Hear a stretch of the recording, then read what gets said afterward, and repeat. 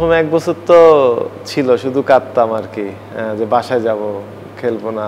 আমি পাসপোর্ট না থাকার কারণে বাদ পড়ছিলাম। ড্রেসিং রুমে যে সবাই ফিল্ডিংয়ের জন্য রেডি হচ্ছে, কিন্তু আমি এত বেশি টেন্স ছিলাম, প্রেশারে ছিলাম, মানে টেনশনে ছিলাম যে আমি প্যাড পরে বসে আছি যে আমি ব্যাটিংয়ে যাব। সাকিব ভাইয়ের পাশে একটা সিট ফাঁকা ছিল, ওই সাকিবের পাশে যে বসেছিলাম, স্টিল এখনও ড্রেসিং রুমে ঢুকলে সেম জায়গাতেই বসি আর কি। 18 সালের পর থেকে আপনাকে 4, 5, 6, 7 মানে বিভিন্ন পজিশনে এক্সপেরিমেন্ট করানো হয়েছে। মানে আপনার কি মনে হয় এই এক্সপেরিমেন্টটা আপনার ক্যারিয়ারের জন্য অনেক ক্ষতি হয়ে গেছে? প্ল্যানটা একদমই আমার কাছে অনেক নতুন ছিল, সত্য কথা বলতে মনের বিরুদ্ধেই ছিল আর কি। না, আপনার কি মনে হয় আপনার নিজের একটু সিরিয়াসনেসের অভাব ছিল, যে কারণে আসলে বোলিংটাতে আপনি অতটা সময় দেননি, ব্যাটিংটাতে যতটা দিয়েছেন? এটা যদি একটা গল্প হয়, তবে সেই গল্পের শুরু 1993 সালের 25শে ফেব্রুয়ারি সাতক্ষীরা জেলার মহিষাডাঙ্গা গ্রামের সম্ভ্রান্ত হিন্দু পরিবারের স্কুল শিক্ষক বাবা কিশোরী মোহন সরকার ও মা ননিতা রানী সরকারের কোল আলোকিত করে পৃথিবীতে আসা। পরিবারের আদুরে সন্তান, তাই আদর করেই নাম রাখা হয় ছোট বাবু। সেই ছোট বাবুর বয়স যখন 3 বছর, একদিন দেখলেন বাবা স্কুল থেকে ফেরত আসলেন হাতে একখানা ছোট্ট ব্যাট আর টেনিস বল নিয়ে। সেই ব্যাট আর টেনিস বল দেখে বাবার সাথেই বাড়ির উঠোনে নেমে পড়া, সেখান থেকেই আসলে মুগ্ধতা ছড়ানোর গল্পটা শুরু। বাবাই প্রথম আবিষ্কার করলেন ছেলের মধ্যে ক্রিকেট সত্তা। এরপরে পরিবারের বড় ভাই, মেজো ভাই সকলের হাত ধরে ক্রিকেটের পথ চলাটা শুরু। পাড়ার ক্রিকেট থেকে বিকেএসপি, এরপরে খুলনা বিভাগের হয়ে প্রথম শ্রেণীর ক্রিকেটে অভিষেক। ভয়ডরহীন ক্রিকেটে, বয়সভিত্তিক ক্রিকেটেও ছিলেন আলাদাভাবে পরিচিত। আমি যদি বলি 2012 সালের অনূর্ধ্ব-19 যে এশিয়া কাপটা, সেই এশিয়া কাপে কাতারের বিপক্ষে হাঁকান একটা দুর্দান্ত ডাবল সেঞ্চুরি। বাস, অ্যাটেনশন কাটতে আর কি লাগে। তার 2 বছর পরেই 2014 সালের 1 ডিসেম্বর জাতীয় দলে জিম্বাবুয়ের বিপক্ষে রঙিন পোশাকে অভিষেক। তারপর থেকে কেটে গেছে একে একে 10 বছর। এই 10 বছরে ক্যারিয়ারের উত্থান পতন পুরোটাই দেখেছেন।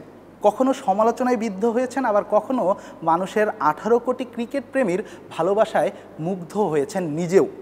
সেই মানুষটাকে বাংলাদেশের ক্রিকেট ভক্তরা এতটাই ভালোবাসে যে অনেকের কাছে তিনি ভালোবাসার অপর নাম।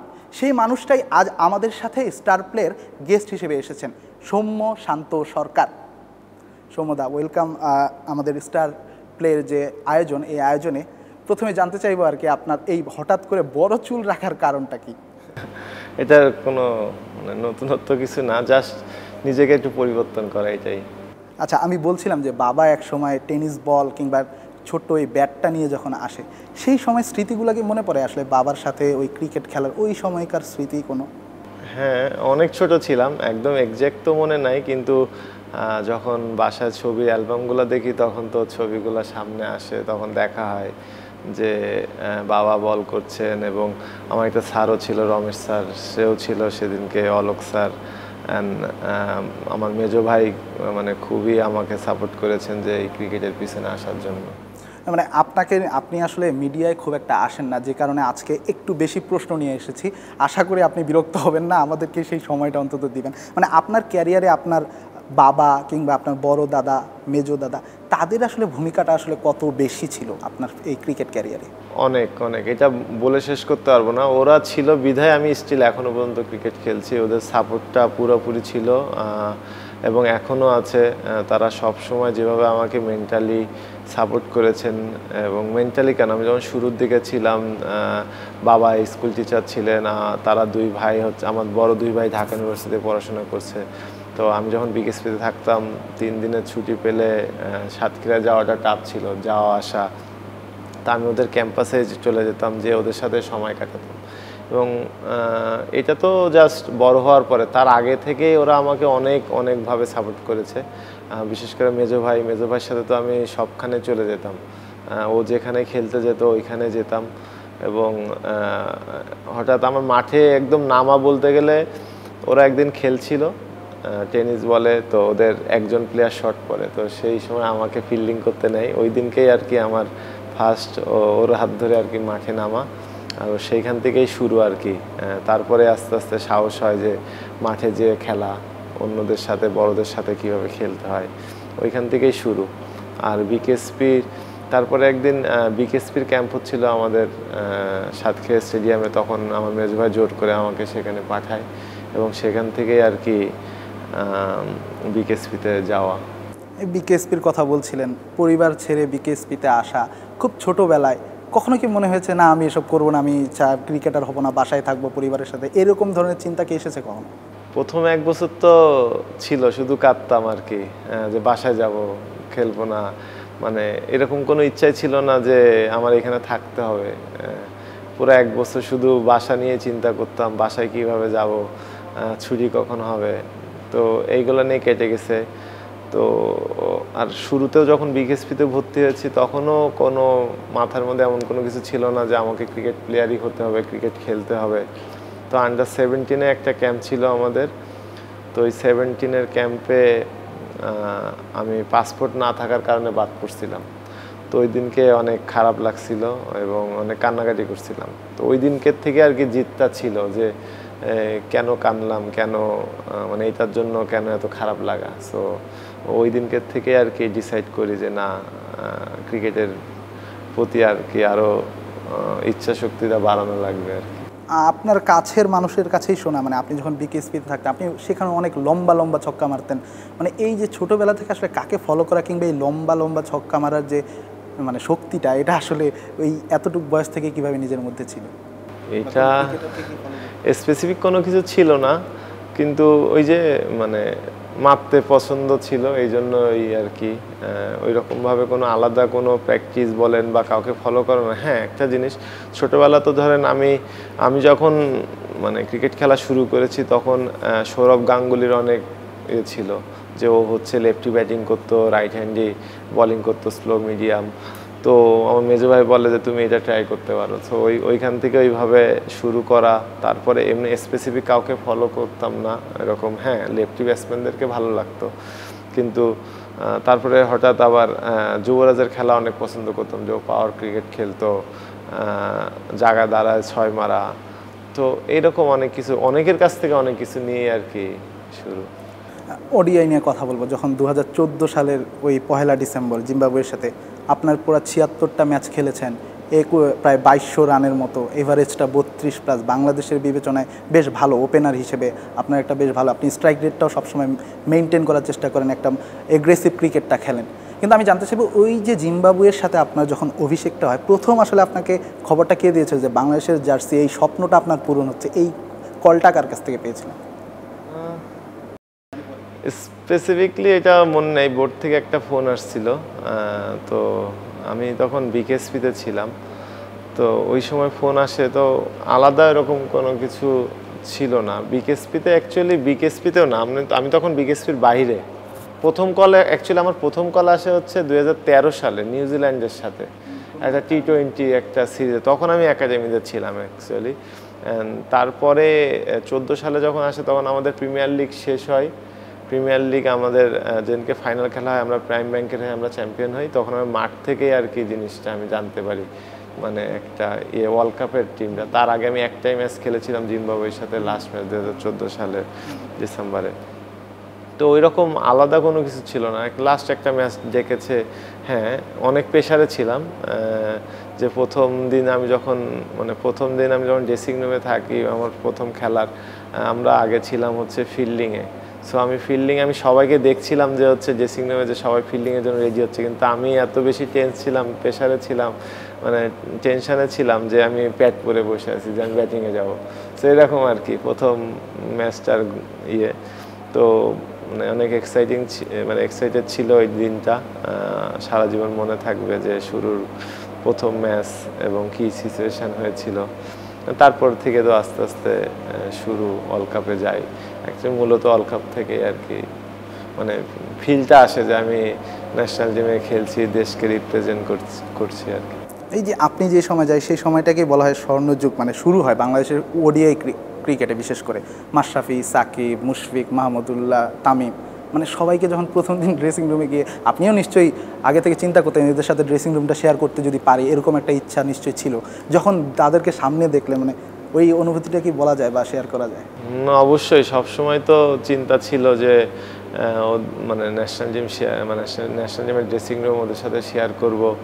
তো যখন ফার্স্ট ঢুকি অ্যাকচুয়ালি মানে একটা থাকে না যে যাব মানে ন্যাশনাল ড্রেসিং রুমে যখন ঢুকছি যে কোথায় যে বসবো, কার পাশে যে বসবো, মানে একটা কার সাথে যে ফার্স্ট কথা বলবো, এরকম মানে নিজেকেই নিজে অনেক বেশি প্রশ্ন করছিলাম যে কি কি হবে, কি হতে যাচ্ছে আমার সাথে। তো ওই দিনকে সাকিব ভাইয়ের পাশে একটা সিট ফাঁকা ছিল, ওই যে ওই সাকিবের পাশে যে বসেছিলাম, স্টিল এখনো ড্রেসিং রুমে ঢুকলে সেম জায়গাতেই বসি আর কি। সাকিব ভাই কি বলছিল ওই সময়? না, ওয়েলকাম, এটা উনি তো এরকম বেশি কিছু বলে নাই, জাস্ট ওয়েলকাম বলছিল, এটাই আর কি। দাদা আমি যদি 2014 থেকে 2019 এই আপনার ওডিআই ক্যারিয়ারটা দেখি, মানে এই সময়টাতে আপনি নিয়মিতই ছিলেন দলের সাথে অন অ্যান্ড অফ, মানে কিন্তু আপনি নিয়মিত ওই সময়টাতে খেলেছেন। কিন্তু আমি দেখলাম মানে ওই সময়টাতে আপনি যখন নাম্বার 2-তে বা কিংবা 3-তে ব্যাট করতেন, আপনার রানও খুব ভালো ছিল। 2018 সালে সম্ভবত হঠাৎ করেই আপনাকে, আমি যদি ভুল না করি, ইন্ডিয়ার বিপক্ষে হয়তো আপনাকে নাম্বার 7-এ ব্যাট করানো হয়। মানে এই যে আপনি যখন ভালো খেলছিলেন 2-3, 2018-তে এসে একটা নতুন রোল, এইটা আপনার জন্য কতটা চ্যালেঞ্জিং ছিল এবং এই প্ল্যানটা আসলে আপনি কতটা অ্যাকসেপ্ট করতে পারছিলেন নিজের সাথে? না, প্ল্যানটা একদমই আমার কাছে অনেক নতুন ছিল, কিন্তু সত্য কথা বলতে আমিও ওইখানে মনে হয় না কখনোই ভালো করেছি, এবং ডোমেস্টিকেও আমি সেখানে খেলি নাই কখনোই। সো এটা আমার জন্য পুরোপুরি নতুন ছিল, এবং ওইটা আমার সত্য কথা বলতে মনের বিরুদ্ধেই ছিল আর কি। এই যে আমি যদি বলি ওই 18 সালের পর থেকে আপনাকে 4, 5, 6, 7 মানে বিভিন্ন পজিশনে এক্সপেরিমেন্ট করানো হয়েছে। মানে আপনার কি মনে হয় এই এক্সপেরিমেন্টটা আপনার ক্যারিয়ারের জন্য অনেক ক্ষতি হয়ে গেছে? মানে এটাকে আপনি অ্যাজ এ ক্রিকেটার বা ব্যক্তি হিসেবে কি মনে করেন? না, দলের জন্য খেলতেই হতে পারে, টিমের জন্য তো খেলেছি, তো টিমের জন্যই, কিন্তু হ্যাঁ ওইখানে আমি সাকসেস ছিলাম না। যদি নিজের জায়গাটা খেলতাম, নিজের জায়গায় খেলে যদি খারাপ হতো, তাহলে হয়তো বা নিজেকে ওইভাবে আরও প্রিপারেশন নেওয়া, আরও নেক্সট লেভেলে যাওয়ার জন্য কী কী করা যায় সেগুলো করার একটা থাকতো। যখন নতুন জায়গায় খেলেছি, ওইখানে আবার নতুন করে চিন্তা করা লাগছে, ওইখানের প্ল্যান সম্পর্কে জানা লাগছে। আর খুব বেশিও যে খেলেছি তাও না, যে হঠাৎ, সো তখন নিজেকেও তৈরি করতে অনেক সমস্যার মধ্যে পড়তে হয়েছে। সো মানে জিনিসটা আমার সাথেও যায়নি আর কি, সত্য কথা বলতে। এখন তারপরে যদি আমি কথা বলি, আমি বিশেষ করে 2023 আর 24 মানে দীর্ঘদিন পর আপনি একটা ব্যাক করলেন আবার। সে সময় আমি যদি 10 ম্যাচের কথা বলি, এই 2 বছরে 10 ম্যাচে আপনার 2 50, একটা নিউজিল্যান্ডের বিপক্ষে 149 রান, 69 রানের একটা ইনিংস, 3টা 30+ ইনিংস, 33, 33, 37 এমন ইনিংস ছিল, খুব ভালো একটা রিদমে ছিলেন। তারপরে ইনজুরি, মানে আমি পুরোটাই টানলাম একসাথে। এই ইনজুরি থেকে আমরা একটা আসলে কালচার দেখি ক্রিকেটে, যখন কোনো প্লেয়ার ইনজুরিতে যায়, যখন সে রিকভার করে তাকে একটা সুযোগ দেয়া হয়। কিন্তু আপনি কি আসলে যখন দেখলেন যে শ্রীলঙ্কার যে সিরিজটা গত আমরা শেষ করে এলাম, এখানে যখন আপনার নামটা দেখলেন, আপনি নিজে কতটা অবাক হয়েছিলেন? মানে আপনি কি আসলে নিজেও এক্সপেক্ট করেছিলেন যে একটা সুযোগ পাবেন কিনা? না, অবশ্যই, যেহেতু তার আগের সিরিজগুলোতে খেলছিলাম, তো অবশ্যই ব্যাকআপ মাইন্ডে ছিল যে সুযোগ থাকবে। আমি নিজেকে ওইভাবেই প্রস্তুত করছিলাম এবং সুস্থও হয়েছিলাম, কারণ প্র্যাকটিস ম্যাচগুলোও খেলেছি, সো ফিটও ছিলাম।